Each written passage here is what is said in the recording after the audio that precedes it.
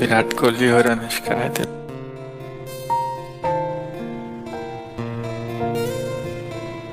विराज बैठ प्रसन्न हो।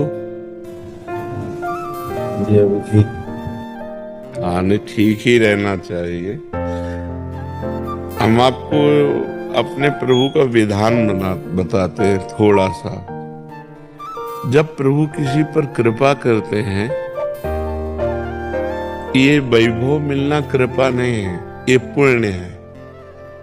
पुण्य से एक घोर पापी को भी बहुत, देखो, पाप करके भी उनका कोई पुण्य है जिससे वो सुकृत पूर्व के सुकृत चल रहे हैं, नया पाप है। ये वैभव बढ़ना या यश बढ़ना, ये भगवान की कृपा नहीं मानी जाती। भगवान की कृपा मानी जाती है अंदर का चिंतन बदलना, जिससे आपके अनंत जन्मों के संस्कार भस्म होकर और अगला जो है वो बड़ा उत्तम होगा। अंदर के चिंतन से होता है, बाहर से कुछ नहीं होता। महत्व अंदर का चिंतन। अच्छा, अंदर का चिंतन हम लोगों का स्वभाव बन गया बहिर्मुखी। बहिर्मुखी मतलब बाहर बाहर यश, कीर्ति, लाभ, विजय, इससे हमको सुख मिलता है। अंदर से कोई मतलब नहीं रखता कोई विरला ही अंदर से। अब क्या होता है, भगवान जब कृपा करते हैं तो संत समागम देते हैं, कि दूसरी जब कृपा होती तो विपरीतता देते हैं, और फिर अंदर से एक रास्ता देते हैं।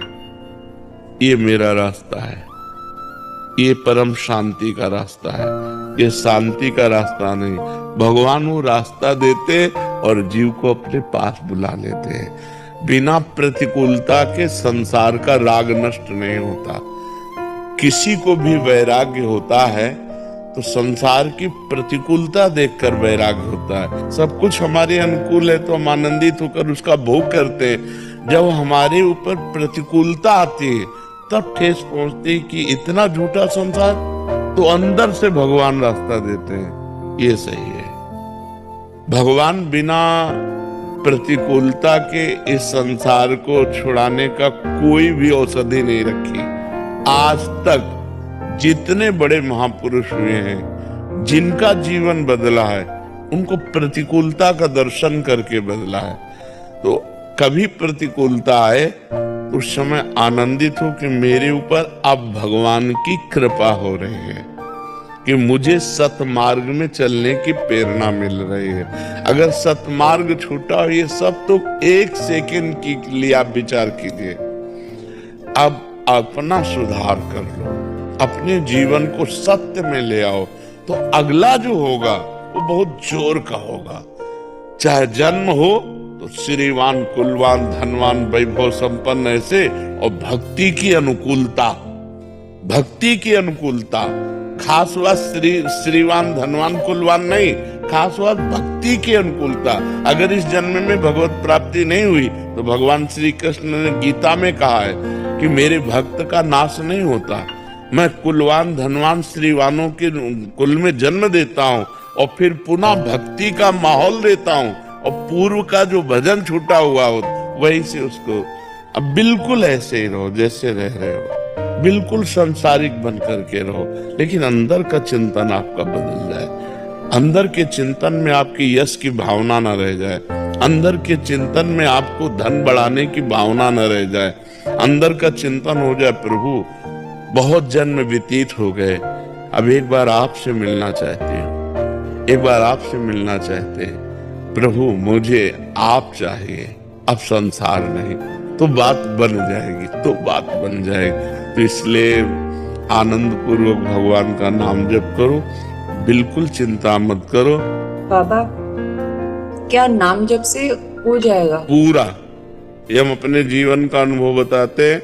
सांख्य योग और अष्टांग योग और कर्म योग और भक्ति योग, चारों योगों में प्रवेश रहा है। पहले हम सन्यासी रहे 20 वर्ष सन्यासी रहे काशी विश्वनाथ जी। तो हम सांख्य योग, अष्टांग योग, जो अष्टांग योग है ना, अष्टांग योग, कर्म योग, इन तीनों को अच्छी प्रकार जान करके और फिर भक्ति योग में आए हैं। स्वयं भगवान शंकर से बढ़कर कोई ज्ञानी तो नहीं ना, सनकादि से बढ़कर कोई ज्ञानी नहीं, वो हरिशरणम हरिशरणम सनकादि हर समय जपते रहते, भगवान शिव राम राम राम राम राम राम जपते रहते। हम वृंदावनवासी प्रिया प्रीतम के उपासी, तो जो राम में राह है वही राह है, जो धा है ये रस देने वाली वस्तु है। तो हम राधा राधा राधा राधा, मतलब आप ये समझो कि हमारी इतनी तार्किक बुद्धि रही, हमारी श्रद्धालु बुद्धि नहीं रही। सन्यासी की जो बुद्धि होती है वो तर्क प्रधान होती है, कसौटी पर कसने पर। तो हम केवल भावुकता में राधा राधा का प्रचार नहीं कह रहे कि हमने सुना और ऐसे ग्रंथों में पढ़ा, ऐसे कह रहे, स्वयं स्वाद लेके कह रहे और विश्वास के साथ कह रहे कि यदि आप राधा राधा जपते हो तो इसी जन्म में भगवत प्राप्ति हो जाएगी, इसी जन्म में। जैसे किसी से कहा जाए कि तुम सत्य बोलो, मंदिर में चढ़ के बोलो, तो हम मंदिर में नहीं, हम वृंदावन में बैठे हैं।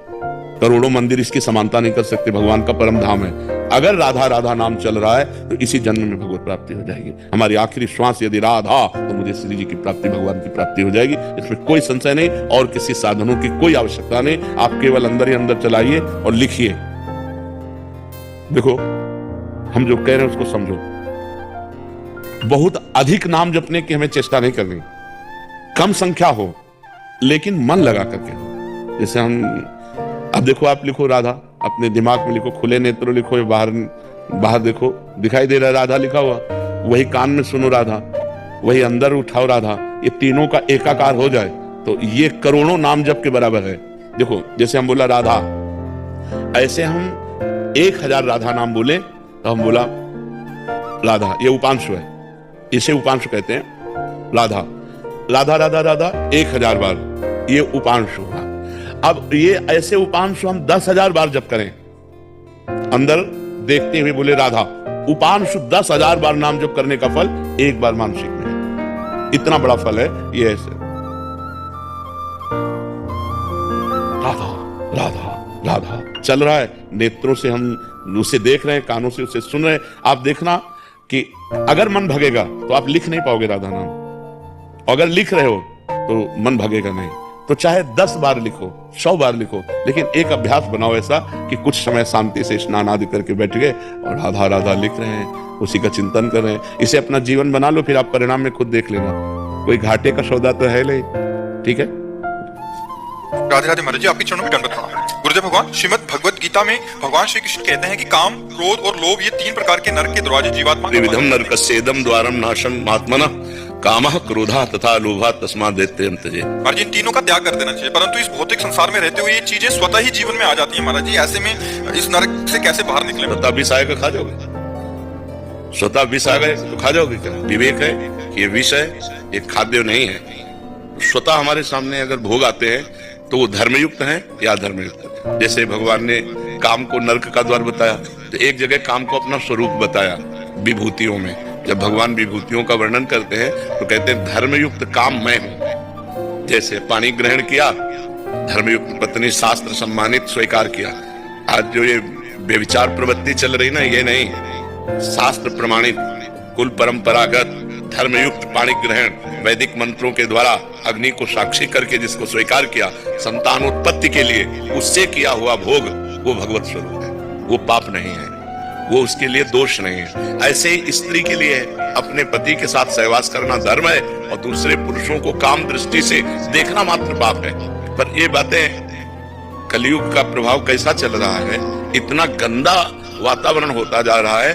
पवित्रता जहां छाई रहती है वहां संशय हो रहा है, वहां संशय हो रहा है। ऐसे पवित्र संबंधों में ये गंदी बातें प्रवेश कर रही हैं, जहां दिमाग काम नहीं करता। ऐसा कैसे हो सकता है? समाज में कितनी गंदगी फैल रही है, कितना गंदा व्यवहार हो रहा है, ये समझा ही नहीं जा रहा कि ये धर्म है। शरीर को पवित्र रखना धर्म है।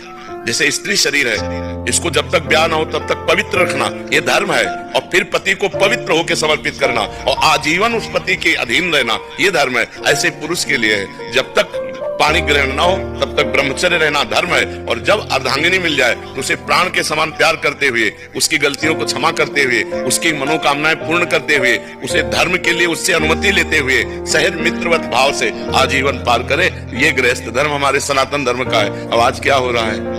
आज क्या हो रहा है? ये बहुत गंदी बातें हो रही हैं। आप सब नौजवान बच्चे संभलो, इससे तुम्हारा जीवन बड़ा संकटपूर्ण हो जाएगा। बच्चियां, एक boyfriend breakup, 2 boyfriend breakup, 3 boyfriend breakup, ये क्या चल रहा है? इसे क्या कहा जाता है? वैश्या प्रवृत्ति जो कई पुरुषों से संबंध बनाए उसे क्या कहते हैं, और जो कई लड़कियों से संबंध बनाए उसे व्यभिचारी कहते हैं। तो अब व्यभिचारी और वैश्या प्रवृत्तियां अंदर धारण करना, अब इससे आप सदगृहस्थ बन जाएंगे। जब आपको पत्नी मिलेगी तो आप अपनी पत्नी में संतुष्ट नहीं रहेंगे, जब आपको पति मिलेगा तो आप पति में संतुष्ट नहीं रहेंगे, क्योंकि आपका व्यभिचार करना स्वभाव बन गया है। इसलिए धर्मयुक्त ब्याह और उससे भी जो संतान उत्पत्ति के लिए भोग किया जाता है वो काम भगवत स्वरूप है। तो ऐसा नहीं कि हमारे सामने हर भोग आ गया तो हम उसे भोगे, हमारे अंदर विवेक